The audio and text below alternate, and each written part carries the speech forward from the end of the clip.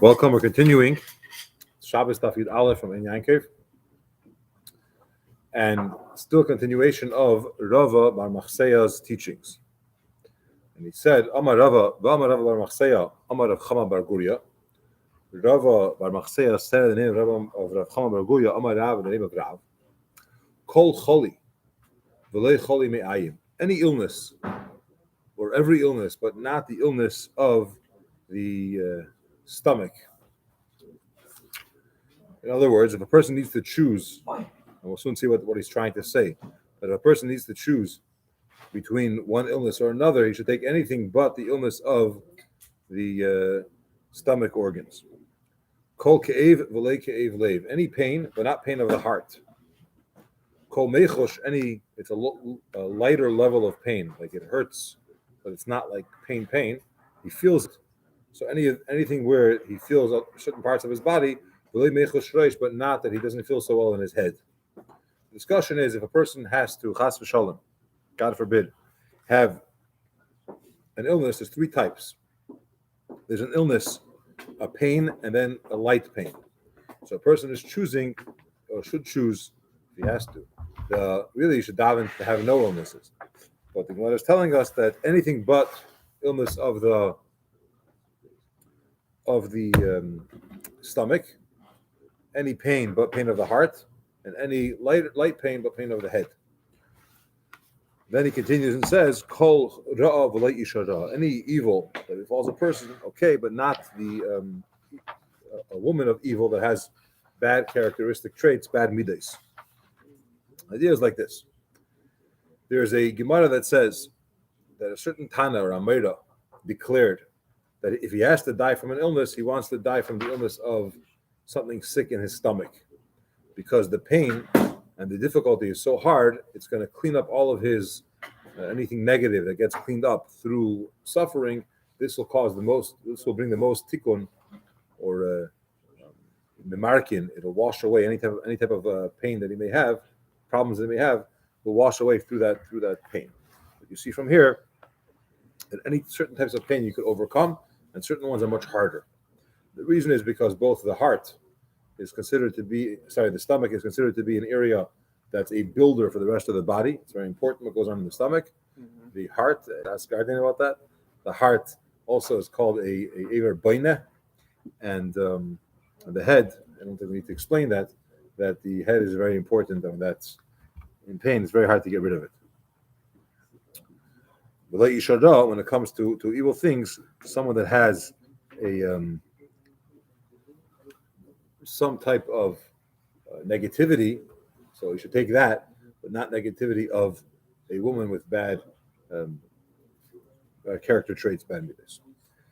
The Minchas Yehuda says an interesting thing. What's the whole point of this teaching? That if chas v'shalom, God forbid, someone has some type of illness or some type of pain, they should know that there are things that are worse than that. And they should thank Hashem that if it has to happen to them, it should only be of this, so to speak, minor or lesser degree of pain. We know from the Rebbe that we're not looking to settle and go for lesser pain, but when we daven, we ask for no pain. We continue another teaching from Rav Bar Machseya, who said in the name of Rav Chama Bar Guria Amar Rav, Im yiyu kol hayamim diyoy, if all of the seas, the oceans, all the waters in the world were ink, va'agamim, and the bodies of water, which there's areas where like bamboo shoots and other types of things grow, like strong, tight things grow. If all the waters were ink, and all of these, I'm going to use the word bamboos, but it means any type of shoots that come out of the waters were kulmeisim, they were pens. So you have a lot of pens and a lot of ink. Vishamayim yuriyos, and all of the heavens were sheets, large sheets of parchment or paper that you could write on. The chol b'nei adam of lorin, and all humans were scribes. Everyone could write. So you have all the water is ink. Anything that grows out of water are pens. You have a lot of paper. The whole heaven is sheets of paper, and every person could write. So you have a lot of people writing. You don't have the ability to properly write what's going on in the heart and the depths of the king. Okay. What's going on over here? So the Farshim explain that when a king has to make decisions, he's doing a bunch of different things at the same time. He needs to figure out war decisions that has to do with other countries. At the same time, he needs to figure out all the taxes, how much to charge, and which countries under his rule are bringing in how much. There's a lot of major decisions that he has to make and deal with, manage, and at the same time institute laws, edicts for the country. So a person, even if you had tremendous intellect and you could have a lot of people writing, you won't be able to properly explain it. The king has, says the Gemara, a certain capacity to deal with so many of these different things at the same time, or it says in one day, war decisions, tax decisions, and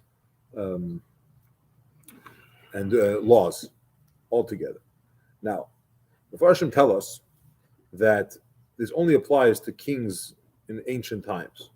So the Gemara is, the Farshim of the Gemara are telling us that today, which means then, kings have a lot of ministers that are responsible for various different elements of their kingdom. The king is not deciding exactly the tax laws. He has a minister for that. And when it comes to wars, he's not doing that either. He has someone else. But back in the day when you had this king who was really managing and doing everything came from him. He didn't have ministers that were in charge of those things and had a real say. The Gemara tells us that you can never get to the bottom of it. And when you see them doing something wrong, don't assume that it's wrong. There's a lot that you don't realize. They have the capacity that most people don't have. There's a whole discussion if they get that capacity because they're given that position, so automatically from Shemayim they're given a little bit a greater ability to discern, to realize, and to manage. Mikra, what pasuk did you get this from? To say this teaching that they have a tremendous ability, and it's way more than if the ink and all the pens and all the scribes and all the sheets. Rabbi said the pasuk says Shamayim l'rum v'aretz la'imek v'leiv melachem ein cheker. In Mishnah there's a pasuk that says heavens above and earth to the depths, which means low.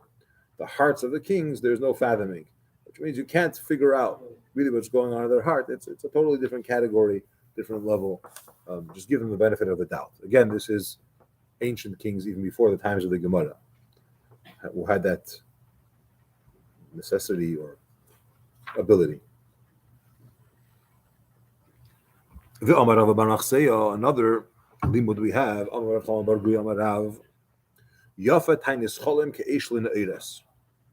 a fasting. A person doesn't eat because of a bad dream. It's very good. Fasting is good for the dream, as ke'esh l'na'eres, like fire is for remnants of flax. A person has, let's say, rolls of textile. It's various different sheets of flax, and he's cutting it and so on. The leftover pieces from the cutting, they're very flammable, and they easily catch on fire. Just like fire is really good for those types of materials, similarly, if a person had a bad dream, fasting gets rid of any negativity that may be associated with that dream. Amar Rav Chisda said, "Uvay b'yom," but the fasting should be the same day. He wakes up in the morning and he has that. He realizes it was a bad dream.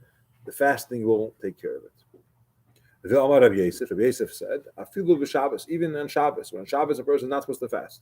So much so that we say that if he fasted, he has to fast another day of the week to make up, to correct because he didn't eat on Shabbos. But even Shabbos, if it's the day after the dream, then, see, normally we say you have to eat on Shabbos because you have to have Einik Shabbos, you have to have pleasure on Shabbos, enjoyment. And if you fast, you don't have enjoyment. But for this person, he's in so much anguish because of the dream that he had, so fasting actually gives him more pleasure than eating. Okay. The Rebbe tells us that these days, where there's an overflow of information, and a person sees things a lot, and a lot of times they don't even realize it's in our subconscious. You saw a billboard somewhere, or you saw a message, a headline, something went, scrolled up on your feed, and you forgot about it. And later at night, your imagination is working, your intellect is sleeping, your rational side is asleep, but your imagination is very awake. So you're capable of dreaming and envisioning all these types of things in your dreams. It's not messages, it's not prophecies. It's as the Gemara says, dreams are not. Now, there's maybe exceptions if a person's really, really worried or he has a dream multiple times and things like that. There is a protocol for a there is a protocol for a fasting, which helps. And this is the Gemara says that it's very good. Like fire consumes these remnants. Fasting, especially that day, will get rid of all of the negativity that may be associated with that dream. What are dreams? Figments of the imagination. What happens is when you're awake, your imagination tells you interesting things that are not possible to happen. But your rationale says, hey, that's impossible. You don't go down that thought because you know it's not going to happen. But when you're sleeping, that rationale that tells you it's not going to happen is not working. It's sleeping. So the imagination keeps going. There's a book that came out a few years ago about my wife's Zayda, Rabbi Gorevich. And it says over there that he would come from time to time, would come to the yeshiva and ask the Bachram to do Atavas Cholam, which was the process of getting rid of a negative dream. And one time they pushed him, what's this dream that you had? And he said that he had a dream that he missed Say Shema Krishma. He had to say Shema by a certain time and he missed it. So it was in his mind it was a nightmare. So he was wanted to have a Atavas Cholam. But anyway, this is what the Gemara says about fasting. Rav Yeshua, the son of Rav Idi, went to the house of Rav Ashi. Rav Ashi, Abdullah Igla Tilsa, he made for him a third calf. A third calf, there's two opinions what's special about a third calf. Some say that the third calf that's born to its mother is a better calf because the first two that are born, the mother is much younger and therefore doesn't have the same strength as it has when it's already having the third calf. So the third calf is the best. The other opinion says that third means a third of its age. When a calf is a baby, it has one taste. When it's already a third fully grown, so then it has a different type of taste, and it's considered to be much more b'shubach, much more delicious. And so Rav Ashi prepared for him the best type of meat that was available, and he offered it to eat. Amrulay told him, a person should taste some, have some, enjoy. So he told him, I can't eat of your meat because I'm in a dream now. I'm in a fast now. I'm in the middle of a fast. He had a dream the night before, and he's fasting. So because I'm fasting, I can't do it. So Rav Ashi told him, 1 second, don't you agree that you could borrow? Don't you agree with what Rav Yehuda said? A person could borrow against this fast and pay it up. In other words, you don't have to fast today. It's not every day you get this meat offered to you. You'll fast tomorrow, a different day. It's okay. If you have to fast for a bad dream, you could push it off, borrow from one day, and you'll make up for it. Amrlu, so Rav Ashi told him. He told to Rav Ashi. He was sure told Rav Ashi that Tanis Cholamu. It's not just any fast; it's a fast for a bad dream. And the reason why I'm so careful because Amar Rav Bar Machseya, Amar Rav Chaim Bar Guria, Amar Rav Yafa Tanis Nachalim Keish Linda Eiras. He said it's very different. It's true if you have some kind of decision, you want to have a fast because you're davening for something specific, or generally today we don't look for more fasting. We avoid it. We're not as strong as they used to be. But the concept is other fasts, you could push off a day or decide to do it a different day instead. But in this case, he quoted about the teaching that we just had in the name of Rav, that it's very good. But Chisda said in the same day. It's powerful or effective to a dream like fire is to remnants of flax. But Chisda said it should be on that day. So he quoted back to him what we said, that it is important and it does help and it's effective. Tanya. We looked in a brayso. Scholars that were sitting and learning Torah, they should stop their learning to say Shema, but they should not stop for davening. So, and we know that it means someone that is.